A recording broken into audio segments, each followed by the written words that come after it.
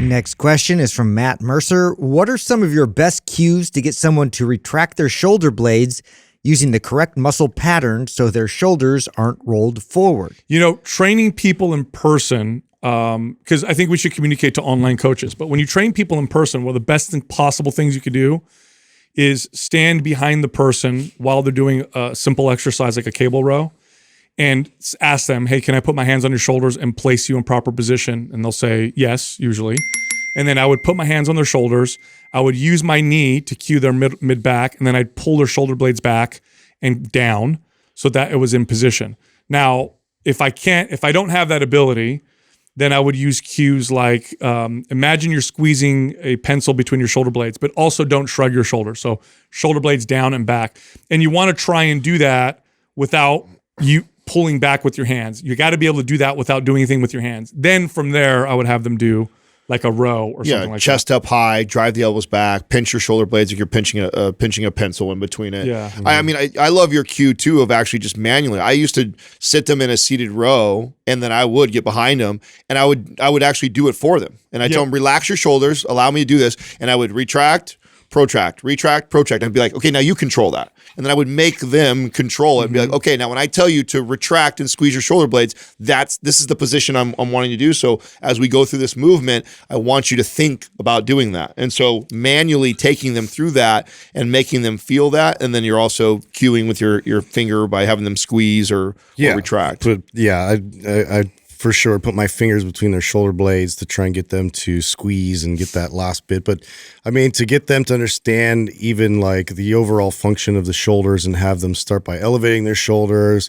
pulling their shoulders back, bringing them down, coming forward. And so they just understand how to manipulate them like that first and foremost, and then kind of getting them set in place and be able to brace, because, you know, naturally there's a lot of compensations that happen with the lower back arching and, you know, all that kind of stuff.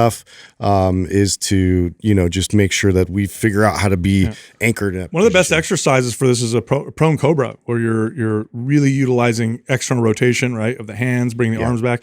Rowing is good too, but the thing with rowing is if the person doesn't know how to really connect with that mid-back area and squeeze the shoulders back, what they'll actually often do is roll their shoulders forward even more. They'll pull the handles back and get in this forward. In fact, I would use this as a way to sell training. I would have a person do a row, then I'd get behind them and I'd fix their posture with my hands, and then I'd have them do a couple reps with me there. Then I'd let go, have them do more reps, and then I'd point to them that they're, oh, look, you went right back out of form without realizing it. This may be why, you know, working with a trainer would be so valuable for you. But prone cobra, if you're looking for an exercise to work on this pattern, prone cobra. And then if you want to strengthen this pattern, then just your typical, you know, any kind of version of a row. Although I'd say a bent over row is harder to figure out. I would never teach this on, but if you cannot retract your shoulders, and I wouldn't bent over row. Seated row would be easier. Right? Way. And you know, I like to take someone like this who's having a hard time and really lighten the load, so it's super light, and do isometric holds.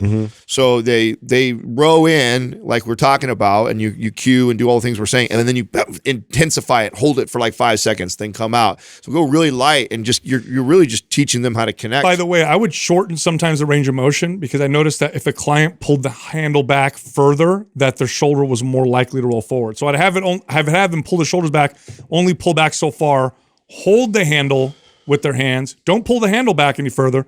Just pull the shoulder blades back even more. I found that to be a more effective cue than saying pull the handles back more, because if they pulled more with the handle, I would always notice that they would end up rolling forward.